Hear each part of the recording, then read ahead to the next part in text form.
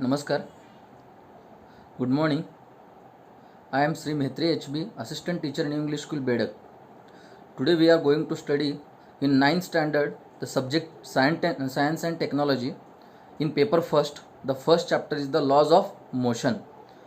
Means the Marathi meaning is that Gati Vishek Niyam. In that chapter, let us study the following points. The first point is the motion, म्हणजे ऑब्जेक्टची motion, वस्तूची गती. After that we have to study the next point is that distance and displacement. Distance and displacement.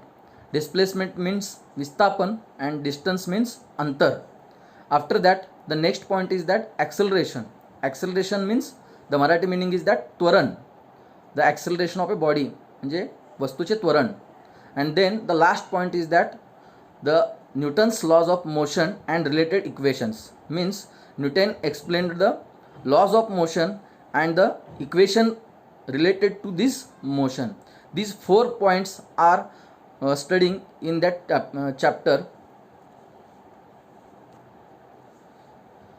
The first chapter is that motion of an object. What is the motion of an object? एखाद्या वस्तूची गती म्हणजे काय हे आपल्याला कसं explain करता येईल. आता आपण बऱ्याच वेळा गतीची उदाहरणं म्हणजे वस्तूची गतीची उदाहरणं आपण सांगू शकतो. अगदी आत्ता आपण आपल्या शेजारी जरी बघितले किंवा आपल्या सभोवतालच्या परिसरामध्ये जरी बघितली तर वेगवेगळे आपण वस्तूंच्या गतींची उदाहरणं बघू शकतो. जसं एखाद्या रस्त्यावरनं चालणारी बस असेल, एखादं गाडी असेल, त्यानंतर वाऱ्यामध्ये वाहत जाणारी झाडांची पानं असतील, ह्या सगळ्यांचे मोशन आपण बघतो. परंतु ही जी काय ऑब्जेक्टची मोशन किंवा एखाद्या वस्तूची ही जी काय गती आहे ती गती आपण कशी सांगू शकतो किंवा डिफाईन कशी करता येईल आपल्याला, किंवा एखादा ऑब्जेक्ट हा मोशनमध्ये आहे हे कसं सांगता येईल. बघा, तुम्हाला टेक्स्टबुकमध्ये सगळ्यात सुरुवातीलाच मोशन ऑफ ऑब्जेक्ट ह्याच्यामध्ये थिंक अबाउट इट म्हणजे थोडा विचार करा असं सांगितलेलं आहे आणि 2 गोष्टी सांगितलेल्या आहेत. What are those things? The first thing is that you are travelling in a bus. म्हणजे तुम्ही बसमधून प्रवास करताय. Is the person sitting next to you in a motion. म्हणजे प्रश्न विचारला आहे बा की ज्यावेळी तुम्ही बसमध्ये प्रवास करत असता त्यावेळी तुम्ही ज्या सीटवर बसलेले आहेत त्या सीटच्या शेजारी जी व्यक्ती बसलेली असते ती मोशनमध्ये असते असं तुम्हाला वाटतं का? You are travelling in a bus. Is the person sitting next to you is in a motion. म्हणजे आपल्या शेजारी बसलेली व्यक्ती ही गतीमध्ये आहे असं तुम्हाला वाटतं का? नंतर दुसरा प्रश्न काय बा? What do you take in to consideration to decide an object is moving or not. बघा, आणखी एकदा वाचतोय मी. What do you take in to consideration to decide if an object is moving or not.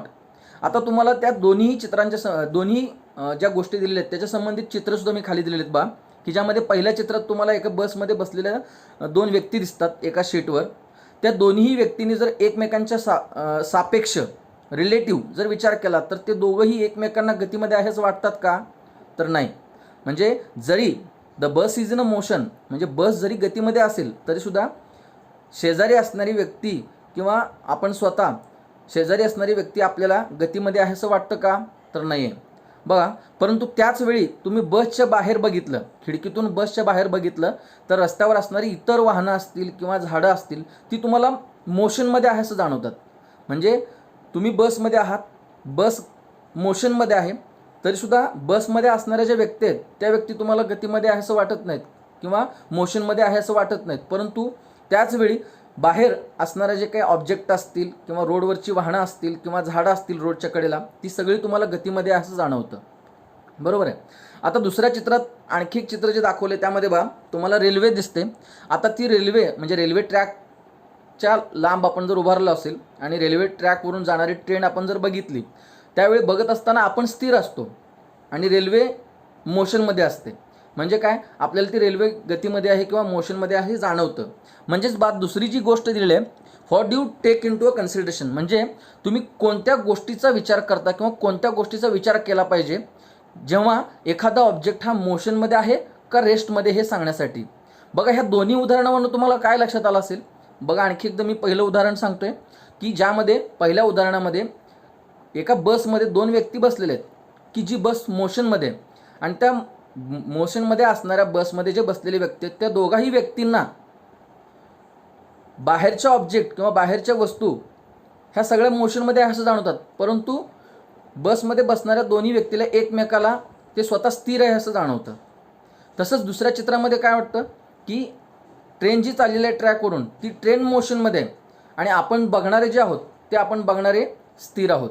ह्याचा अर्थ काय की motion, एखाद्या ऑब्जेक्टची मोशन सांगत असताना तो ऑब्जेक्ट मोशनमध्ये किंवा गतीमध्ये आहे असं कधी सांगतो की ज्या वेळेत ती ऑब्जेक्ट आपली जागा बदलते.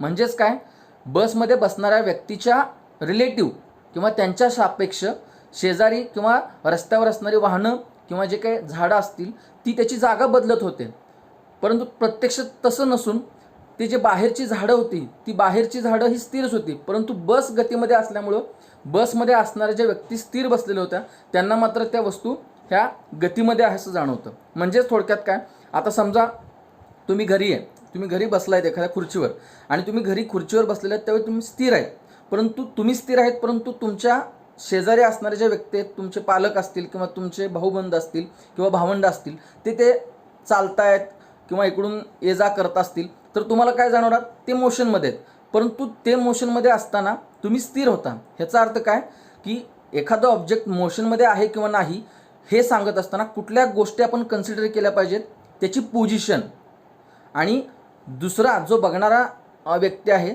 त्याची पोझिशन, ह्या दोन्ही गोष्टी महत्त्वाच्या आहेत. म्हणजे दोघंही एकमेकाच्या रिलेटिव्ह जर आपली जागा बदलत असेल तर दोघांना एकमेकांना असं वाटतं की ते ऑब्जेक्ट किंवा जी काय व्यक्ती आहे ती मोशनमध्ये आहे. म्हणजे पोझिशन महत्त्वाची आहे.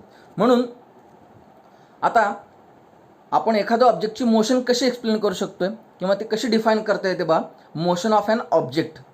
The object or body is said to be in a motion. म्हणजे एखादा ऑब्जेक्ट किंवा एखादं बॉडी ही मोशनमध्ये आहे हे कधी सांगता येतं, when it changes its position. म्हणजे ती वस्तू किंवा ती बॉडी स्वतःची जागा बदलत असेल, त्याची स्थिती बदलत असेल, कुणाशी related, with respect to other or surroundings, then we say the object is said to be in a motion. बा, the object or body is said to be in a motion when it changes its position with respect to other or surrounding.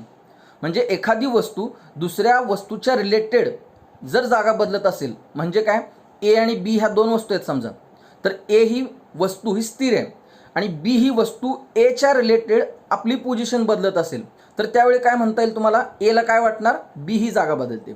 आणि समजा बी ही वस्तू आहे आणि बी स्थिर असेल आणि ए जर जागा बदलत असेल तर त्यावेळी काय वाटणार, ए ही वस्तू बीच्या रिलेटेड मोशनमध्ये. म्हणजेच काय, कुठलाही ऑब्जेक्ट हा मोशनमध्ये आहे असं कधी म्हणतो आपण, ती वस्तू दुसऱ्याच्या रिलेटेड, मग दुसरं कुणी असो किंवा सभोवतालच्या रिलेटेड जर त्याची जागा बदलत असेल किंवा त्याची पोझिशन चेंज करत असेल तर त्यावेळी आपल्याला काय म्हणता येतं, ते ऑब्जेक्ट मोशनमध्ये. ठीक आहे. तर आणखी एक तुम्हाला डिटेल बा, एक वेगळा चौकोन दिलेला आहे, त्याच्यामध्ये काय माहिती सांगितलं बा, रिलेटिव्ह रेस्ट अँड मोशन. म्हणजे रिलेटिव्ह हा शब्द फार महत्त्वाचा आहे. रिलेटिव्हला मराठीत काय म्हणतात, सापेक्ष. रिलेटिव्ह रेस्ट अँड मोशन, त्यामध्ये काय सांगितलं बा, rest and motion are relative terms. म्हणजे स्थिर असणं किंवा गतीमध्ये असणं हे दोन्हीही रिलेटिव्ह कन्सेप्ट आहेत, म्हणजे सापेक्ष संकल्पना आहेत. कारण का, जसं वरती आपण आता डेफिनेशनमध्ये बघितलं की मोशन ऑफ ॲन ऑब्जेक्ट किंवा any object or body is said to be in a motion when it changes its position with respect to, हा महत्त्वाचा शब्द आहे बा, with respect to other or surroundings. म्हणजे इथं ऑदर आणि सराउंडिंग जे आहेत ते दुसऱ्या कुठल्याही गोष्टी आहेत की त्याच्या रिलेटेड, त्याच्या सापेक्ष त्या वस्तू जर जागा बदलत असेल तर त्याला मोशनमध्ये आहे असं म्हणतो. म्हणजे एखाद्या वस्तूचं मोशनमध्ये आहे किंवा नाही हे सुद्धा आपण रिलेटिव्ह, त्या दुसऱ्या वस्तूशी रिलेटिव्हच सांगत असतो. आणि त्या पद्धतीनं रेस्ट, एखाद्या ऑब्जेक्ट रेस्टमध्ये आहे हे सुद्धा आपण रिलेटिव्हच सांगतो. म्हणजे दोघंही रेस्टमध्ये बसलेले होते बसमध्ये, ते दोघांनाही एकमेकांना दोघंही एकमेकांना प्रत्यक्ष बघताना कसं बघत होते की रेस्टमध्येच आहोत. ह्याचा अर्थ काय, त्या दोघांपैकी एकानेही जर जागा बदलल्या असेल तर दुसऱ्याला काय वाटलं असतं, ती व्यक्ती ही मोशनमध्ये. म्हणून स्थिर असणं किंवा गतीमध्ये असणं ह्या दोन्हीही सापेक्ष संकल्पना आहेत. म्हणून rest and motion are relative terms. म्हणजेच काय, सापेक्ष संकल्पना आहेत. फॉर एक्झाम्पल, आता इथं आणखी एक एक्झाम्पल दिले बा. A passenger sitting in a moving bus is a rest because he oblique she, म्हणजे तो असेल किंवा ती असेल, is not changing his oblique her position with respect to other passengers or objects in the bus, but to an observer outside the bus the passengers and the objects inside the bus are in motion. जे मगाचं उदाहरण मी सांगितलं, म्हणजे बसमध्ये बसलेल्या व्यक्ती ज्या आहेत त्या व्यक्तीला बसमध्ये आपल्या शेजारी असणाऱ्या सगळ्या व्यक्ती किंवा बसमध्ये असणाऱ्या इतर वस्तू ह्या स्थिर वाटतात. म्हणजे जी बस मोशनमध्ये आहे परंतु बसमध्ये असणाऱ्या त्या व्यक्तीला इतर व्यक्ती आणि इतर वस्तू ह्या स्थिर आहेत असं वाटतात. परंतु त्याच वेळी त्या बसच्या बाहेर असणारं जे काय वाहनं असतील किंवा झाडं असतील किंवा रस्त्यावर असलेल्या इतर काही गोष्टी असतील त्या मोशनमध्ये आहे असं वाटतं. का सांगा? कारण बाहेरच्या वस्तूच्या रिलेटेड बस गतिमान आहे. त्यामुळं बस गतिमान असल्यामुळं त्या बसमध्ये असणाऱ्या स्थिर व्यक्तीला बाहेरच्या वस्तू गतिमान वाटतात. म्हणजे इथं रिलेटिव्ह कशाचं रिलेटिव्ह आहे सांगा? बाहेरच्या वस्तू आणि बस आणि बसमधल्या बसलेले व्यक्ती ह्या एकमेकाशी रिलेटिव्ह आहेत. म्हणून मोशन ही रिलेटिव्ह कन्सेप्ट आहे असं आपल्याला म्हणता येईल. त्यानंतर बा आणखी एकदा इथं तुम्हाला difference between rest and motion दिलेलं आहे. म्हणजे स्थिर असणं आणि गतीमध्ये असणं ह्यातला काय फरक आहे बा? रेस्टमध्ये आपण पहिल्यांदा बघूया. डाव्या बाजूला तुम्हाला रेस्ट दिसते. A body is said to be at rest if its position does not change with respect to a fixed points in its surrounding. म्हणजे मगाशी जसं आपण मोशन ऑफ ऑब्जेक्टची डेफिनेशन सांगितली तसंच रेस्ट. तर आपण difference between rest and motion बघूया. जसं मगाशी मी सांगितलं तुम्हाला की रेस्ट आणि मोशन हे दोन्ही रिलेटिव्ह कन्सेप्ट आहेत आणि मोशनची डेफिनेशनसुद्धा आपण बघितली. When we say the object is said to be in motion when that object changes its position with respect to other or surroundings. मग आता इथं रेस्टमध्ये काय दिले बा डाव्या बाजूला? A body is said to be in rest if its position does not change with respect to a fixed point. म्हणजे थोडक्यात एखादं ऑब्जेक्ट दुसऱ्याच्या रिलेटिव्ह जर त्याची जागा बदलत नसेल, त्याची पोझिशन ही स्थिर असेल, कॉन्स्टंट असेल, it does not changes its position with respect to surrounding, then we say the object in a rest. And when we say the object is in motion, उजव्या बाजूला बघा आता motion. A body is said to be in a motion if its position continuously changes with respect to the surrounding changes with time. म्हणजे एखादा object ह्या दुसऱ्या ऑब्जेक्टच्या relative आपली जर जागा बदलत असेल किंवा पोझिशन चेंज करत असेल त्याचवेळी टाईमसुद्धा महत्त्वाचा फॅक्टर आहे. With respect to time then we say the object is in a motion. आता दोन्ही बाजूला तुम्हाला चित्रसुद्धा दिलेत बा. रेस्टमध्ये तुम्हाला दिसते की एक पुस्तक आहे आणि त्याच्यावरती ठेवलेला चष्मा आहे. चष्मा असेल, पुस्तक असेल, दोन्ही एकमेकांच्या रिलेटिव्ह त्याची पोझिशन ही स्थिर आहे, कोणीही पोझिशन चेंज करत नाही. A book lying on the table. त्यानंतर a bench fixed in a park. एखादा बेंच आहे की जो पार्कमध्ये ठेवलेला असतो तो सुद्धा त्याची पोझिशन बदलत नाही, बरोबर आहे, दुसऱ्याच्या रिलेटिव्ह, त्यामुळे तो रेस्टमध्ये. त्यानंतर मोशनमध्ये सुद्धा तुम्हाला अ फ्लाइंग बर्ड दाखवलेला आहे. त्यानंतर अ बॉय प्लेइंग फुटबॉल. हे दोन्ही गोष्टीमध्ये बॉयच्या रिलेटेड फुटबॉल जो आहे तो त्याची जागा बदलतो म्हणून तो मोशनमध्ये आहे, बरोबर. म्हणजे आपल्याला मोशन ऑफ ॲन ऑब्जेक्ट ही कन्सेप्ट आपल्याला समजली. आणखी एकदा बघा. When we say the object is said to be in a motion when object changes its position with respect to other. म्हणजे एखादा ऑब्जेक्ट हा दुसऱ्या ऑब्जेक्टच्या रिलेटिव्ह पोझिशन बदलत असेल. अगदी सोपं उदाहरण लक्षात ठेवा की आपण घरी ज्यावेळी बसलेलो असतो, आपण बसलो आणि इतर जर आपल्या रिलेटिव्ह जागा बदलत असतील तर ते ऑब्जेक्ट सगळे मोशनमध्ये आहेत. आता आणखी तुम्ही रेल्वेच्या प्लॅटफॉर्मवर किंवा रेल्वे स्टेशनवरती बऱ्याच वेळा बघितलं असेल बा. एखाद्या वेळी आपण रेल्वेच्या ट्रॅकवर उभारलेला असतो आणि दोन रेल्वे जवळजवळ, म्हणजे रेल्वेत बसलेलं असेल आणि दोन रेल्वे जवळजवळ असतील तर रेल्वेमध्ये जी बसलेली व्यक्ती त्या बसलेल्या व्यक्तीला म्हणजे दुसरी ट्रेन ही स्थिर असते. म्हणजे ट्रेन जरी स्थिर असेल आणि आपली ट्रेन जर जागा सोडत असेल तर आपल्याला जाणवत नाही की नेमकी कुठली ट्रेन मोशनमध्ये आणि कुठली ट्रेन स्थिर आहे. म्हणजे पूर्ण त्या ट्रेनचा शेवटचा डबा येईपर्यंत आपल्याला जाणवत नाही. म्हणजे हे सुद्धा रिलेटिव्ह कन्सेप्ट आहे. ही गोष्ट सुद्धा तुम्ही लक्षात ठेवा, ठीक आहे. आता सगळ्यात महत्त्वाचं वाक्य मी मगाशी सुद्धा सांगितलं की मोशन इज अ रिलेटिव्ह, म्हणजे मोशन किंवा गती, वस्तूची गती ही सापेक्ष संकल्पना आहे, म्हणजे रिलेटिव्ह आहे. एखाद्या दुसऱ्या ऑब्जेक्टशी त्याचं रिलेशन किंवा रिलेटिव्ह जर विचारात घेतलं तरच आपल्याला मोशन आपण सांगू शकतो. कारण दोन्ही ऑब्जेक्ट स्थिर असतील तर तुम्ही मोशन एक्सप्लेन करू शकणार नाही. इथं चित्रात दाखवले बा, एका गाडीमध्ये एक व्यक्ती आहे आणि दुसरी गाडी बाहेर आहे, म्हणजे ती जर गाडी गतिमान असेल तर त्या बाहेरच्या व्यक्तीला ती जी व्यक्ती आहे ती मोशनमध्ये आहे असं सांगता येईल. त्यानंतर खाली एक सुंदर वाक्य दिले बा, everything moves even though they may appear to be at a rest. बरोबर.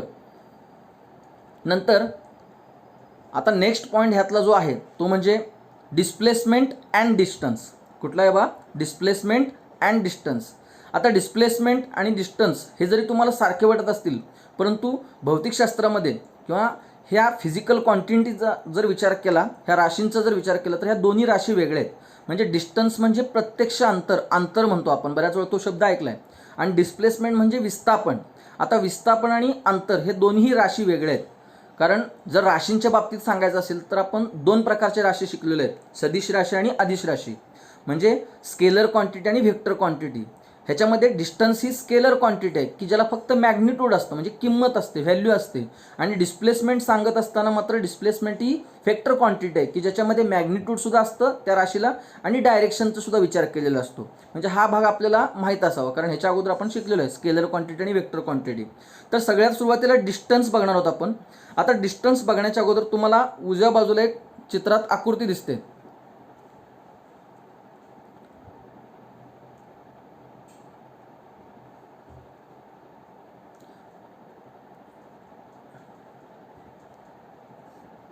बा,